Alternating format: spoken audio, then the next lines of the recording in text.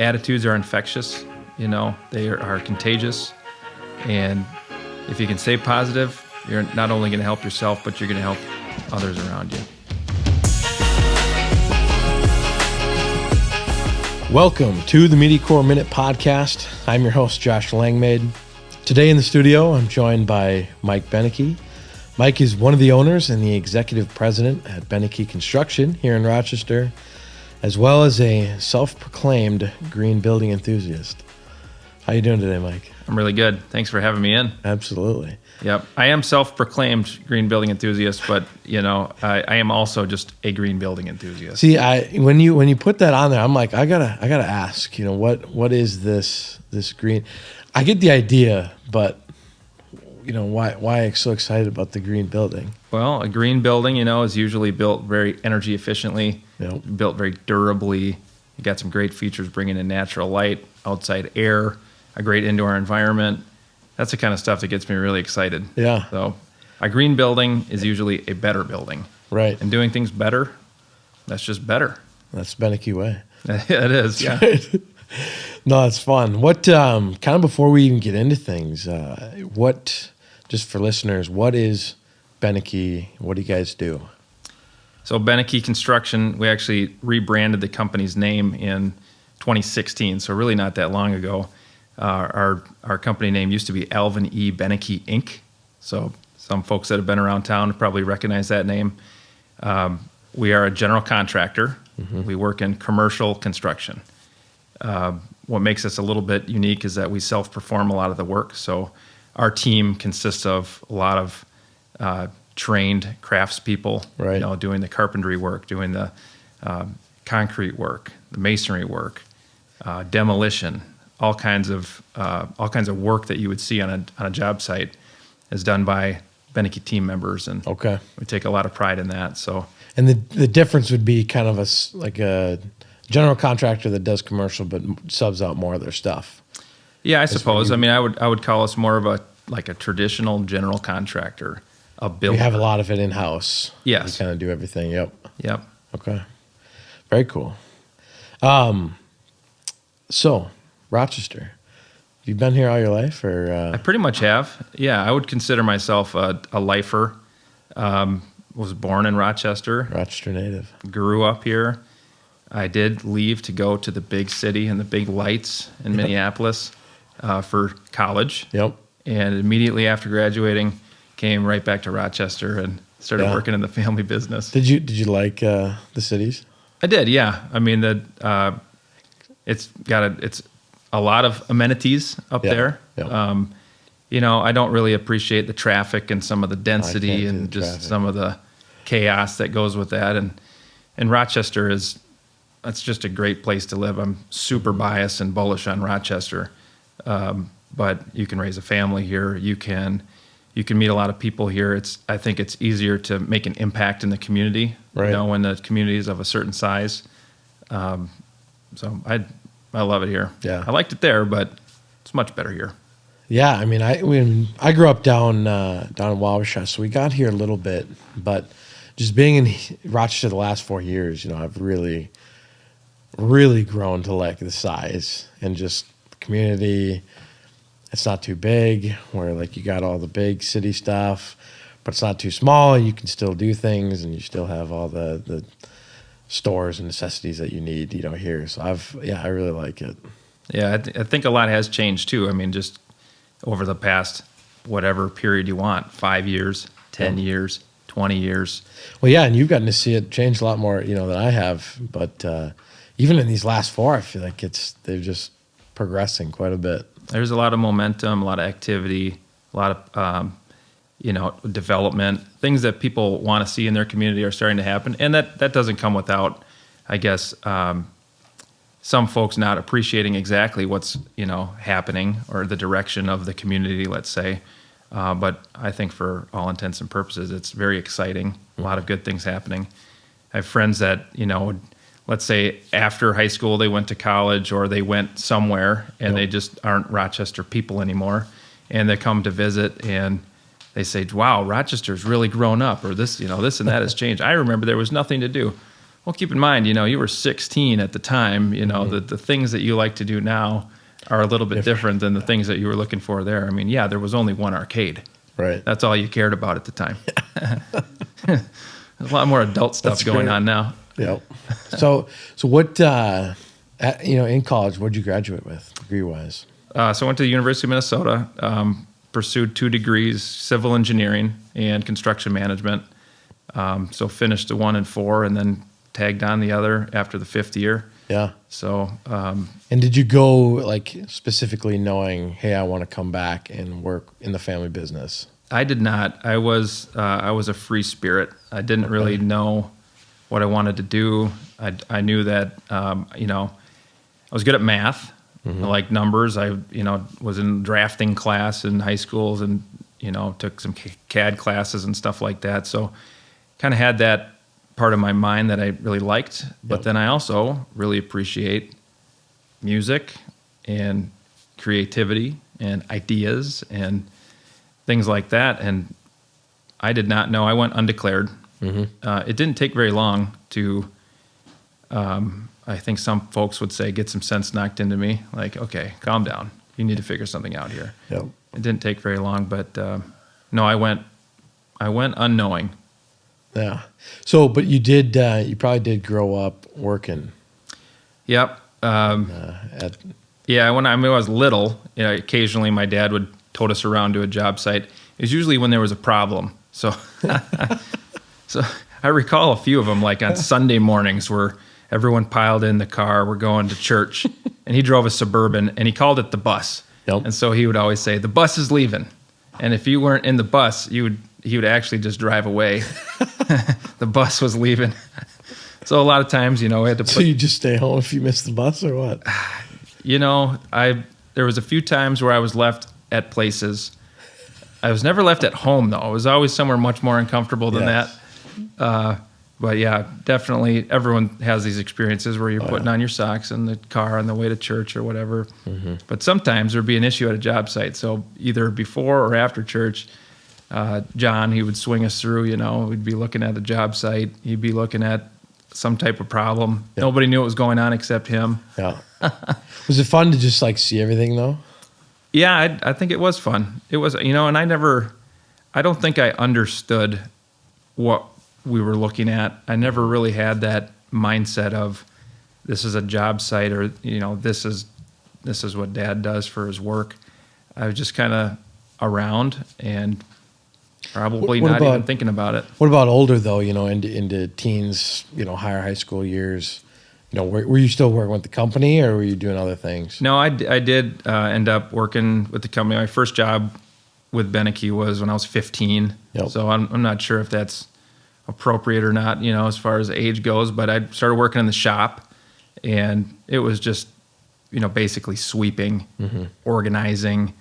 I remember one of my first tasks, and this was, during a summer, was to organize all the hoses. Hoses are awful. These big rubber hoses, they're just a disaster to handle. They have all this, you can't barely get them around. Anyway, we had like hundreds of feet of hoses for whatever reason. Yep. And my job was to chop them up into like 50-foot sections, put the ends on them, and then wind them up and hang them up. And that was a very exciting job. Yeah. I remember in high school when I worked for a landscaper, I got to drive the wheelbarrow. Nice. That was my job.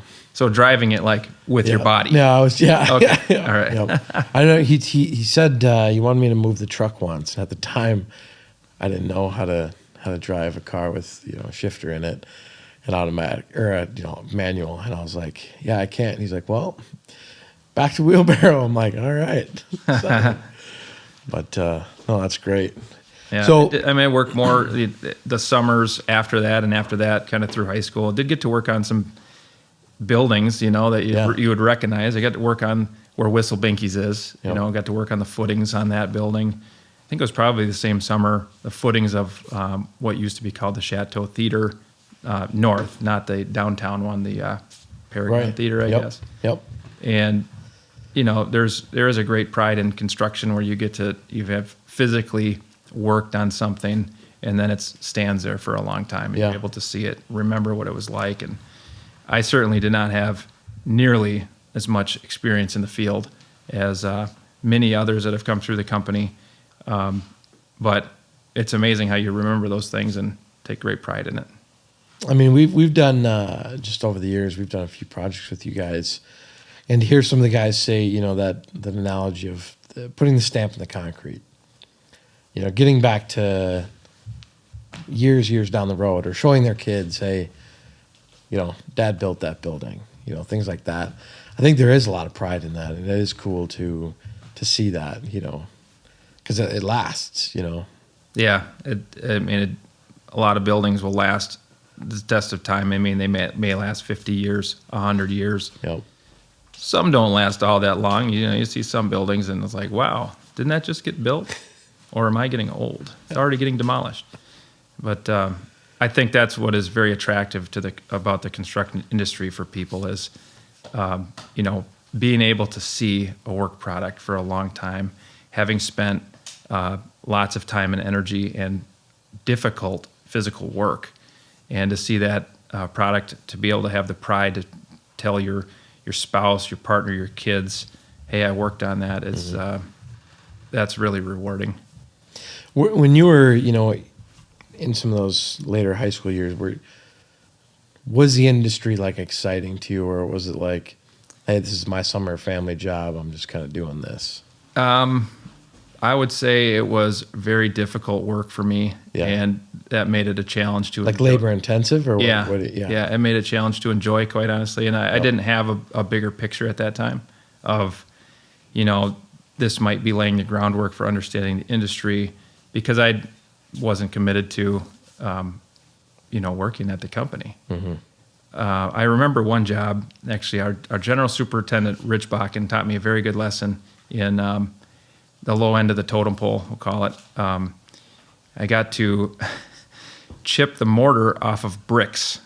This was on a remodel of Mayo High School, and we tore down a bunch of brick walls and needed to reuse the bricks so that it matched in some other areas.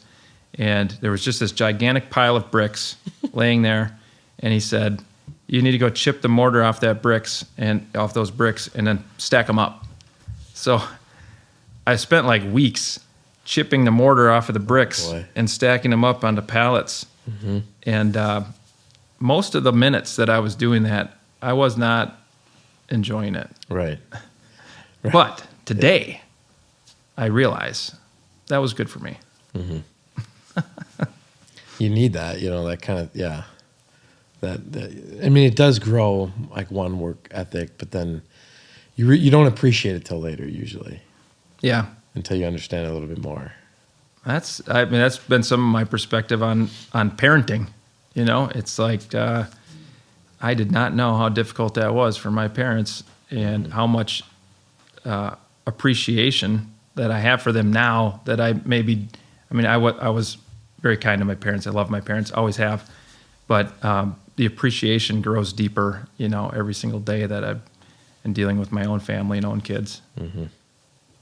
That's great. When do you think that you discovered, the interest in business, the entrepreneurial side? Was it college? Was it after, when you came back and started working for the company again? When did you get that excitement to go?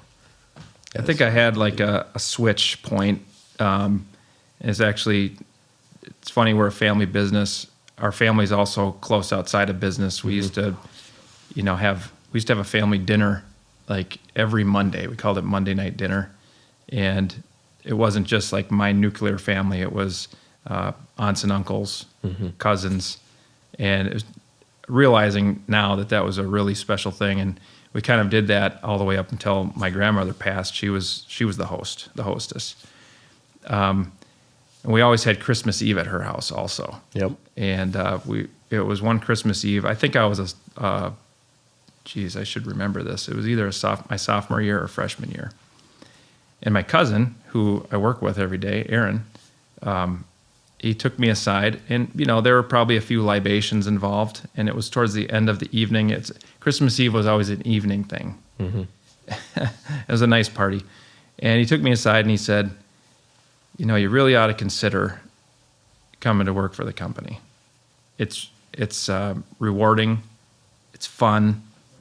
I think you'd really like it. And it was basically the next day that I said, I'm going to dedicate myself, I'm going to get an engineering degree, and this is going to be my path. So I went from no plan to time to get serious. Yep. Around Christmas. That's great. So coming back, working, in the family business, I'm sure it looks a lot different than what it does now.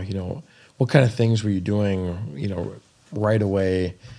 And then how did that transition through the years, even to now, executive VP and owning part of it? Yeah. We have evolved a little bit as far as having better definition of roles, and maybe structuring a team a little bit with a little bit more intention than what it used to be, which I would say was everybody just does everything they can at all times to make the projects go. Yep. I think my first title was actually expediter. That was the title. Okay. And it was kind of like a joke. Maybe it wasn't. Maybe that's, I don't know. But I was an expediter, which is like, make things go better. And I remember that. It's a great concept. Absolutely. Your job is to make things go quicker and better. But I did have an opportunity, like right out of college, to work on the Dan Abraham Healthy Living Center, first phase. Excellent, experience gained out of that project, coming out of the ground. It had, it's got the pool, it's got the fitness, it's got a cafeteria, kitchen. It's just a really awesome building, and that was a great opportunity. That right out of college, it was something that I'm always going to remember. It gave me great experience, laid a groundwork.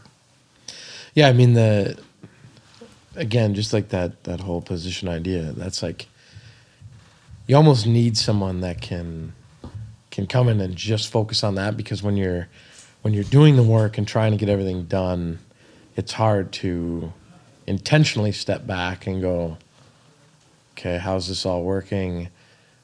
Can we be more efficient in certain areas? So like really the whole systems and strategy behind a lot of what you do in business, like that role is probably pretty interesting.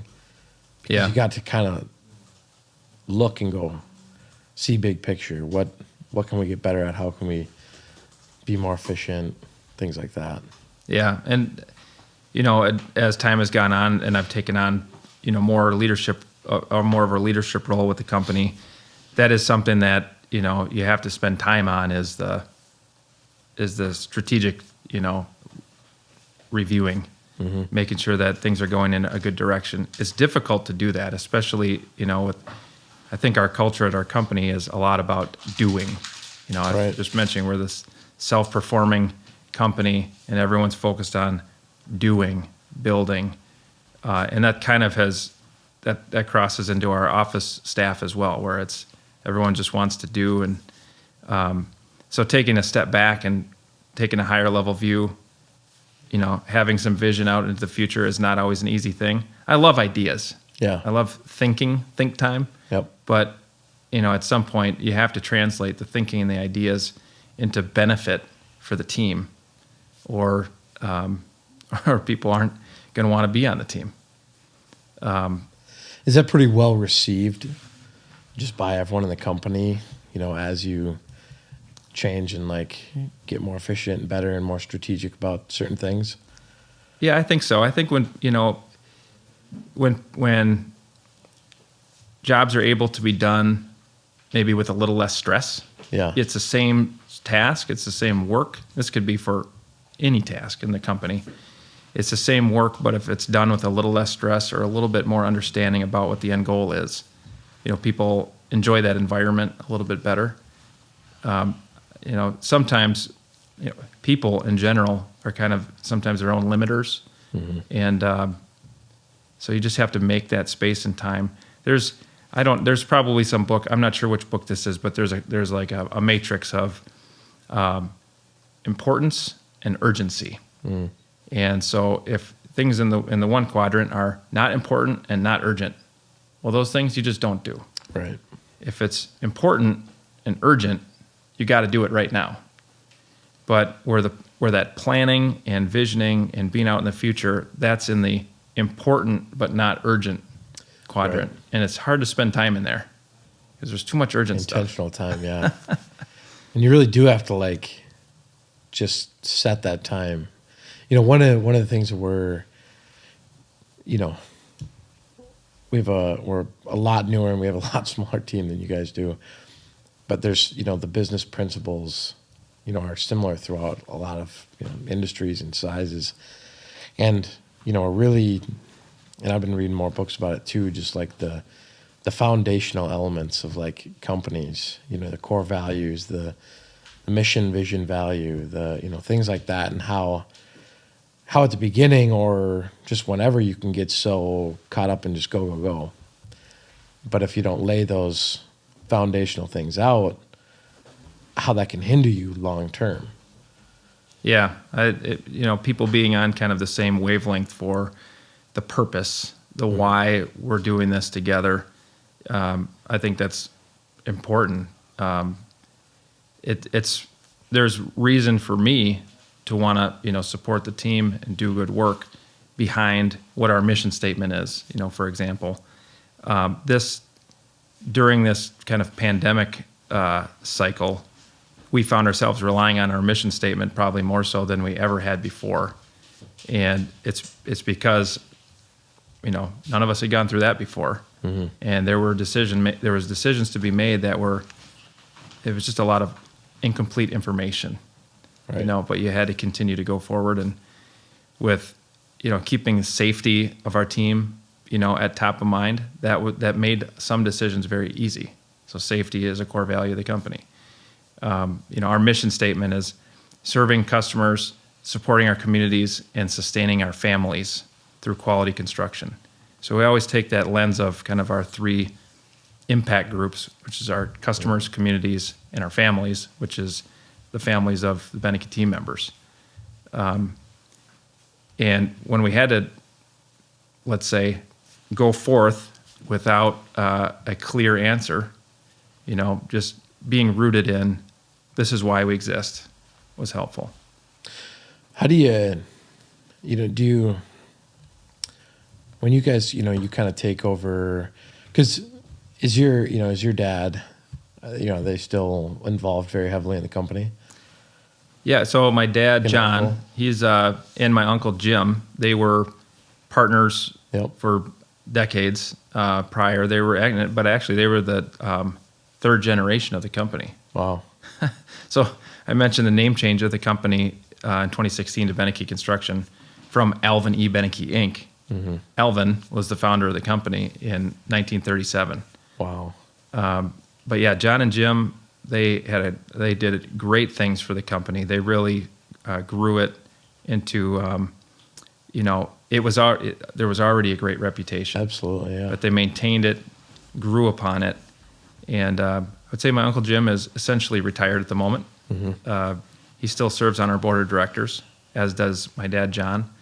And John, he spends a little bit more time out of the office than he used to, but still is engaged with a few customers and runs a few projects, and essentially is there. He's there with his wisdom and knowledge. Right. And I am very lucky that he's there, because his dad actually passed at a pretty early age. I never knew my grandpa.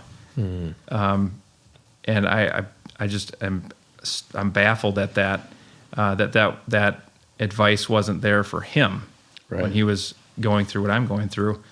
And, I'm just blessed and really grateful that he's available for anything I need. I mean, I would imagine it's not easy to just let go completely too and go, okay, I'm done. I'm going to go spend my time in Florida now or something like that. After doing it for so many years and seeing the company grow and things like that, to some extent, I think you would really want to be on and still be like, yeah, it's fun. Continue to see it grow and flourish, and see Yeah. son and family take over, kind of thing. Yeah, I definitely have witnessed the challenge in that transition into the next phase of their careers. We'll call it. We didn't really even use the word retirement. As my Uncle Jim kind of phased out of the day to day with the company. It's not ever like a day then just gone. No, there was no day, and that day still hasn't come. Right. As I said, he's still serving as an advice giver on our board, and invaluable advice at times too. Sometimes his advice is very succinct, but very wise. It could be a 3-word email with a question that was been posed to him, and you just kind of stare at it for a little bit, and then you go, "Thank you. Yeah, that was a great nugget." That's great. I didn't even realize you're 4th generation then. Yeah, that's sweet. 4th generation. Yeah, it's kind of cool. And I've got my 5th generation in the studio. That's right. With us, although she's in kindergarten, so she hasn't quite started her work in the shop yet. Yeah, cutting hoses. Weed whipping, but just moving things. At times I'm like, why am I moving this from here to there? Because tomorrow I'm going to move that from there to here. Why are we doing this? I never really understood what I was doing, but I was ready to go. Yeah. I'll do it, whatever it is. Yeah. No, that's one of the things, because again, like you even mentioned before we were talking, was there is a lot of family businesses. There's a lot of multi-generational companies in this area, and but some of the things that I hear when there is the son kind of takes over, and a lot of times again, like, they don't just retire and gone, but there is a, hey, you're not the owner of this. Was there ever like a leadership team kind of like switch, or because I have heard it where leadership is big, just like the business foundations, the core values, things like that, to where your dad, your uncle, they had their core people, and they might still be part of the company, but as you come in and as you change different things or continue to grow and innovate, do you surround yourself with kind of a team, core team of individuals that you've set, or is that something that you're still doing even today? It's always evolving. Yeah. And there's lots of folks at the company that have been with the company for, let's just say, 30 plus years. One particular person in our office has been there 42 years. Wow. That's unbelievable. I can't even imagine that. But I work with her every day. Mm-hmm. There's great people that have great advice. So I'll just use the example of our general superintendent. So his role, 5-10 years ago, was superintendent. He was running big projects, probably our biggest projects. And as leadership had evolved and my cousin kind of became the president of the company, that was one, I'd say, significant change that's really helped out, is kind of converting his role into the general superintendent, where he's focusing on building leadership, instead of building buildings. He's supporting all the other superintendents. So he's been in a great leadership role with the company. We do have kind of an operations group that meets, actually, since the pandemic, we've been meeting twice a week. And we've kept that practice. And that's really great. But no, we didn't do a big changing of the guard or anything like that. It's just kind of this evolution over time. It just keeps evolving. Yeah. Yep. Oh, that's cool. Yeah. It's interesting to me because, you hear all these different stories and, how they do it and things like that. But there isn't, again, with business, there's no set rules. There's no set, this is how you have to do it, and every business is different, and like, to me, there's something exciting about, there is no set path of what we necessarily have to do. And each day is unique and exciting, within that.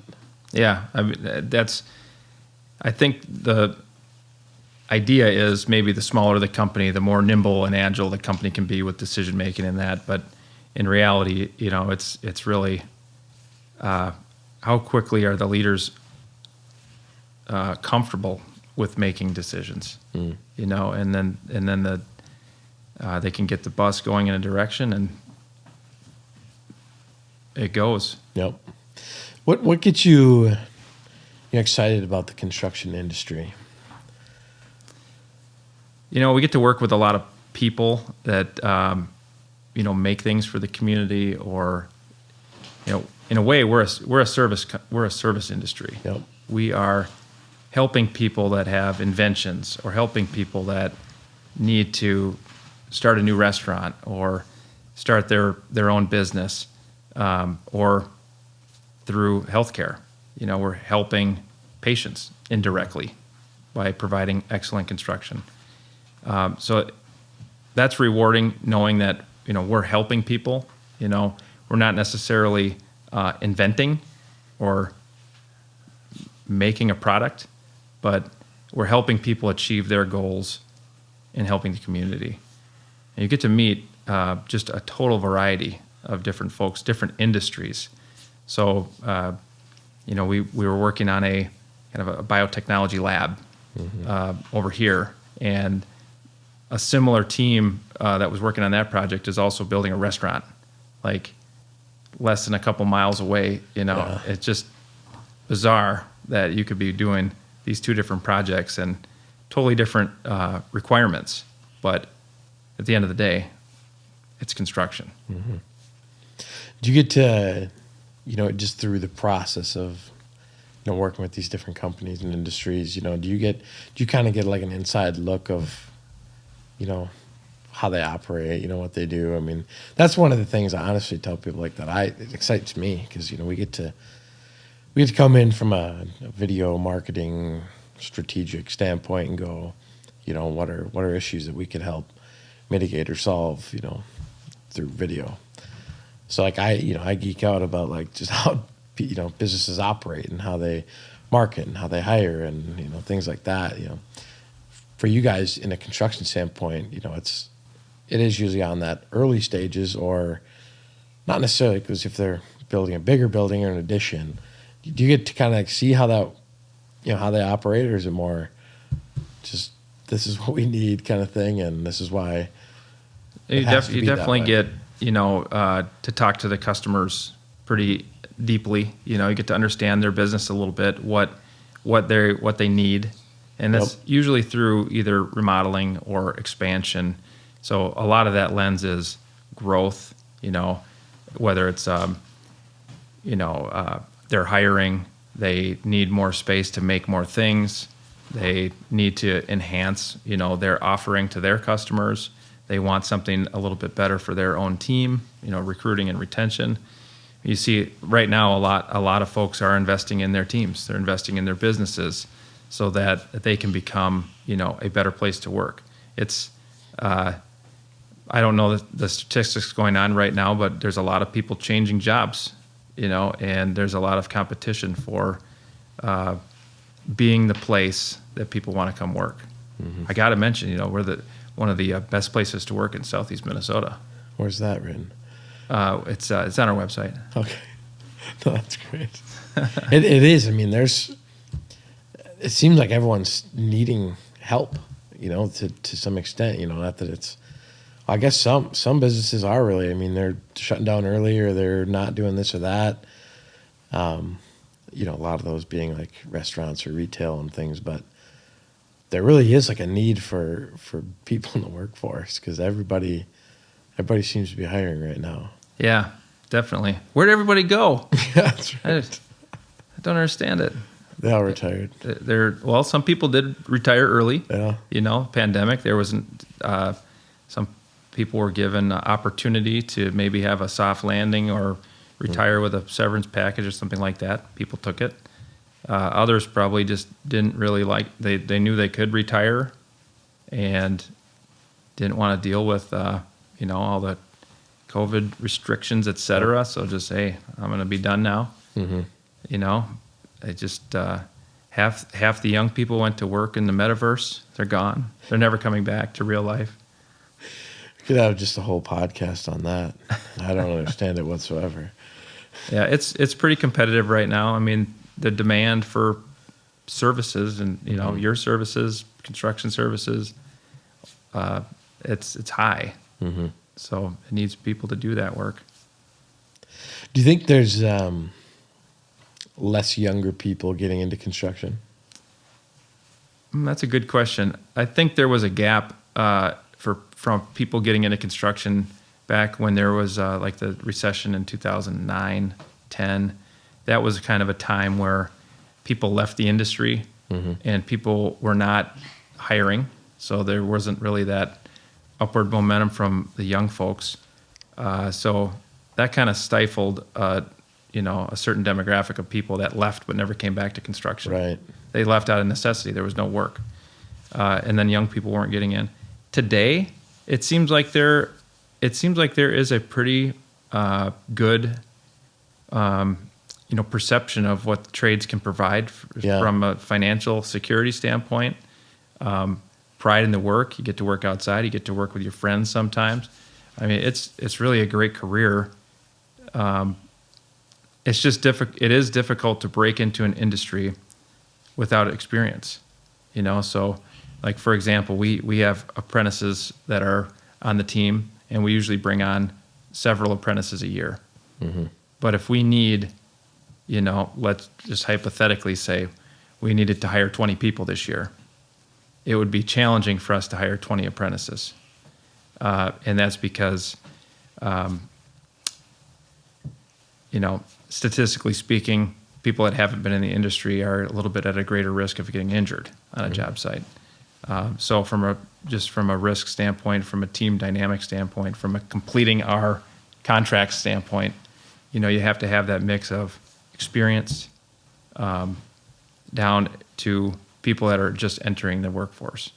And what's the best route that somebody out of high school could take? Is it doing an apprentice program right away? Is it go to a tech school? Is it like, what's one of the if you were giving advice to a kid graduating and he wanted to be successful in the construction industry for a long time, what is one of the better routes you would say?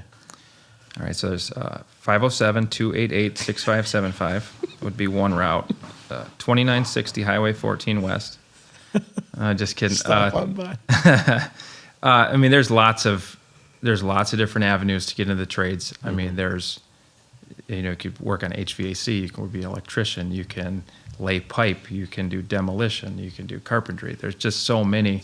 Yeah, but could I come to you and be like, Mike, there's all these different avenues. I don't know what I like. Do you have something where they can even like pop through and try each one of those or get trained up in one? Try it out a little bit. That ain't it. There are some of those types of programs that are available for people. Like there's one called a Pre-Apprenticeship program where people kind of get a little bit of a boot camp, of the trades to see if it's a good fit for them. And then generally that's followed by like a kind of a hiring day and see if people can catch on somewhere. We do, folks from Benike will go to some of the schools at times and kind of explain the different careers that are available. Was it earlier this week, we had a group from Mankato. They're studying construction management, but wanted to... High school? No, they're college. Okay. It was college. So they wanted to kind of job shadow on a safety audit.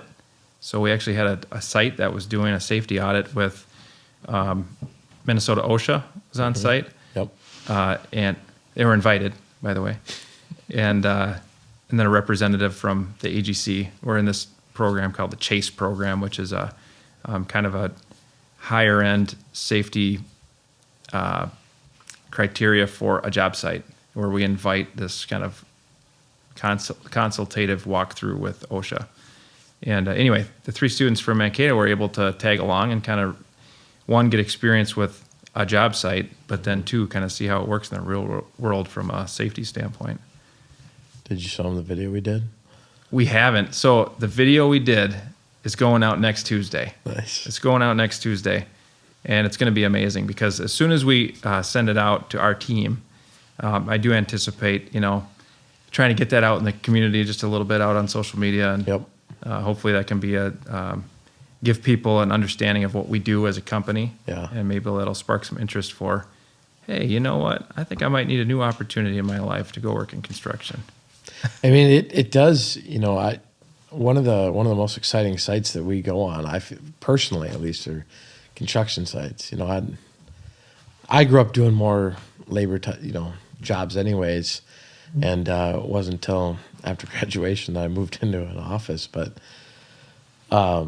it's exciting. Like, I like doing it, and it was funny because one time we're shooting pictures and they thought we were OSHA. Well, that's it. That's what OSHA does. Yeah. We're like, no, shooting. Oh, okay. So, no, it's fun. How do you think technology is changing the industry? Immensely. I mean, technology doesn't necessarily mean computers either. Right. Technology can mean tools, Equipment. power tools, it can mean battery power. And, every year we continue to see new tools that make a job either safer or like less strenuous on the body, more productive. And we try to invest in those tools. Actually, part of when the video goes out, part of that presentation is going to be some new tools that we've invested in. Mm-hmm. But also, it does mean technology as far as data collection, data analytics,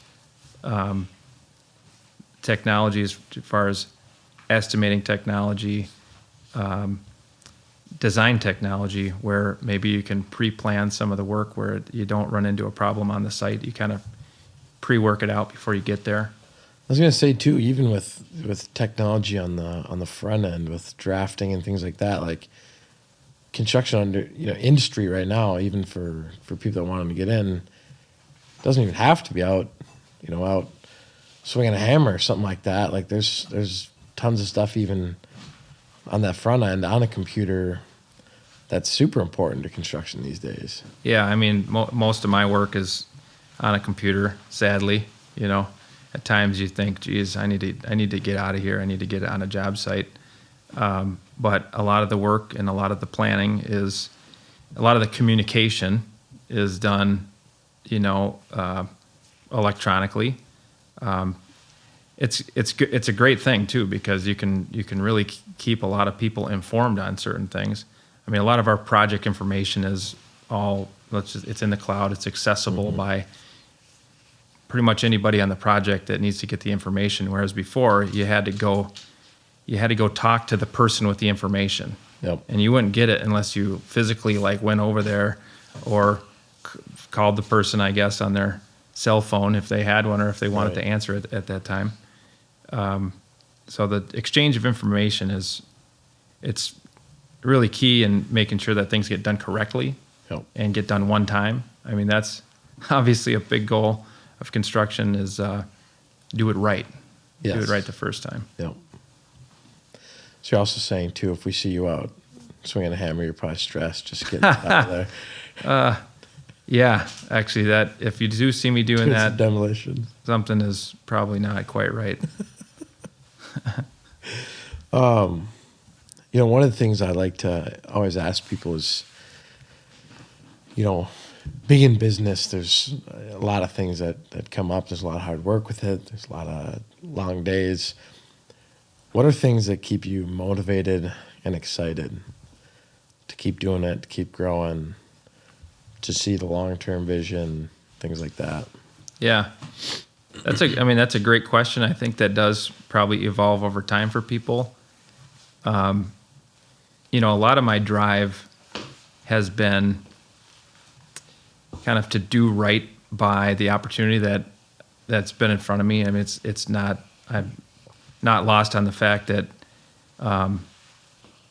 just by pure luck, I found myself in a advantaged position and opportunity in life just by the fact of being first, born in America, Right. born a white male, born in Rochester, Minnesota. My parents were very caring, nurturing, and loving. So, staying motivated, a lot of it has to do with taking that opportunity and exercising it to its fullest. The biggest waste just out there is not achieving, full potential for people. Yep. And I really am trying to push myself to achieve my full potential. And I think that would be like doing right by the opportunity that has been given to me. And some of that is doing right by, my parents. My parents trusted me. My dad's trusted me to, let's just say, continue his legacy in a way. And I want to do right by that. So that's pretty motivating. But I think over time it starts to shift a little bit with, I've got my daughter in the room, and you look at now what is it? Is doing right by my own family, my kids. It's doing right by the families that depend on construction as their career, to make a living. So I guess that's not like a real fiery motivation, but it's what I think about. That's realistic. I mean, that's especially the pressures of knowing, like, these people that are choosing to, work for you guys and going, we need to take care of these people, and having that pressure to, do right by them, even that kind of thing is just keeps you going. Say that we can't fail, we can't quit. Well, I mean, they've given a lot to the company. Yeah. So, I mean, a lot of our team members absolutely do right by each other. They do right by the Benike family, and that needs to be, it absolutely needs to be reciprocated because really we're all just people, and we're really can't do a lot by ourselves. If you want to just go it alone and shred the path, you're going to burn out. You got to have people around you. You got to have support, that really you just have to have human care around you, or it's going to be a real difficult road. That's true. No, that's, one of the, yeah. I mean, I feel the pressure that as we grow, at first it was like the motivation was like, oh, I'm just gonna, hustle and I can grind and I can do all this. And then, well, you can continue doing that, but do you want to take it to another level? Then it's more employees. And then it's still an element of like, go, go, go, but now, I don't even get to necessarily like shoot or edit or things like that. And I have to think about the business side of things, but I want to do right by everybody. Everyone here is giving me an opportunity to do something that I couldn't do alone, so there's things like that are super motivating, and I could, that's part of business that I'm like super excited about. We even talked to a gal today that could be a potential hire one day, and just the excitement of business, and especially, we're a small business right now. I love the growth aspect of, there's like endless opportunities right now. And so those things definitely get me excited. But I know that you guys really take a big emphasis on your employees. Me, with the few times that we've done video and worked with you, it's a lot of it is like, it's the team, the people that work here, the morale, stuff like that. So, with that, where or how did you go these people are super important. We need to have a big emphasis on taking care of our employees. I'd like to say that was before I was around. It's kind of always been a great big family atmosphere. Mm-hmm. It's almost funny when people will be in our office. Just let's use the office as an example for this. But people walk in the door in the morning and they say, "Good morning," like. And when I was a young kid, I didn't think that was unusual at all. And when there's new people or someone's visiting the office, they always comment, "That's so nice that everybody says good morning to each other." But it's all about the people, and that's a a cliche in business, I guess, but it's because it's the truth. Mm-hmm. So. You'd mentioned maybe not being in the video side of things as much anymore, and you still need to try to find that passion and what's going to drive you when you're maybe not doing the thing that you started doing. And if it's the growth, that's great. I think you do have to continue to grow, because if you're not growing, you're kind of going backwards. Yep. You're just gonna, if you're not growing, you're dying. That's another cliche. I love cliches; they're amazing. Oh, yeah. There's so much truth to all of them. Every one of them, yeah. So you kind of have to continue, improving, continue to grow. But, what's the right growth mentality? Is it try to, 10X every year or whatever? That's not our strategy. Slow and steady wins the race. That's our strategy. That story comes out the same every time. Every time the end is the same. The tortoise always wins. But along the way, you got to take care of people. I think if you do start to get going too fast in a direction, you can start to lose sight of, what got you there, or, right. The part about taking care of the team. So I don't know. That's kind of a philosophy that we've had, and it's a philosophy that a lot of our team members have. This is not us taking care of them. It's we take care of each other. Right. And that's a really, humbling aspect of being in our business, because I can't do what most of the people on the Benike team do. Mm-hmm. I am not a craftsman. I cannot, hang a door. I cannot do some of the skilled work. And a lot of business owners, want to do everything that everyone else does so that they can, lead by example. And I believe in lead by example. But I am just not physically capable of doing the work that our team does. And that's really that excites me, because then you've got this synergy going, where I've got a role, she's got a role, he's got a role, and everybody's just moving forward with that mission statement in mind and why we exist. Where's the future of the company going? Well, wherever it's going, it'll be slow and steady. I do see a lot of opportunity, in continued development and growth in construction. I do think there's probably more of an emphasis on the relational aspects of the construction process versus maybe the hard bid aspect of construction. So, the traditional model is you have a need for a project, you need an expansion or a remodel. You get an architect to draw it, and then you get bids from the contractors, and you select the lowest price.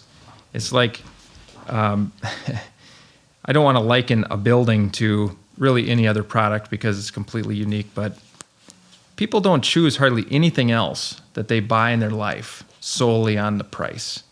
Why would you take the biggest asset, maybe the top investment of your entire life, and choose it on price? It doesn't make any sense to me. So I think, especially in the cheapest version of that. Yeah, and usually you get what you pay for, and not to say that we don't compete on price, because we do. We compete on public work, and we're the low price all the time. But I guess more directly to your question, the future probably is more focused on people's experience as they go through a construction project, because, like I said, it's people treating people well. People want to do work with people that they like to do work with. And our team, even from people working on the projects and on site, to be courteous, to be professional, to thank a customer for the opportunity to have this job, this work. That's a difference, and I think that we want to continue to. And that, that traditional idea of how the bidding process works, is that how all of them are done, or do you have people that have worked with you that are like, we're going to work with you guys regardless of what it comes out to? Or is it really, like how much can you change that? Well, I mean, it does. You can help advise, let's say, an owner on how they want to do a project. But if that's their mentality, then you just can't change it, and then you just have to compete on price. But there's got to be certain companies that you've built relationships with, though. Oh, certainly, yeah. Most of our work, I would say, is some type of relationship or a prior relationship. Price is usually a factor. Right. Part of yes. 99% of the time, it's a factor, but it isn't the factor. Mm-hmm. I would say 99% of the time, it's not the factor, and so I like that direction. There's still public work and public bidding, and if I had a better system for that, we would have been unrolling it to all the cities and counties and everyone else so that they could buy construction in a better way. But that's kind of the traditional model for them, and sometimes you see projects go bad, you hear horror stories, and a lot of it has to do with because of the way construction was bought. Not a real good system. What I always like to ask, just through your journey, through the things that you've learned, and it doesn't have to be necessarily in construction, but we have, a lot of people listen for different reasons and things like that. But, if you were to give advice to someone getting started or earlier on in their career or something like that, just in business, what kind of advice, would you give that person? I am not a great advice giver because I have not been around that long. I bet you know more than you think, though. I think people have told me that before. You don't know as much as you think you know. Like, you're right. I think advice that I give myself that I think I would share with others is stay positive. Keep a positive mental attitude. It not only helps, your own outlook, yourself, your mood, but it can help other people, keep their mood up, keep their attitude in a positive way.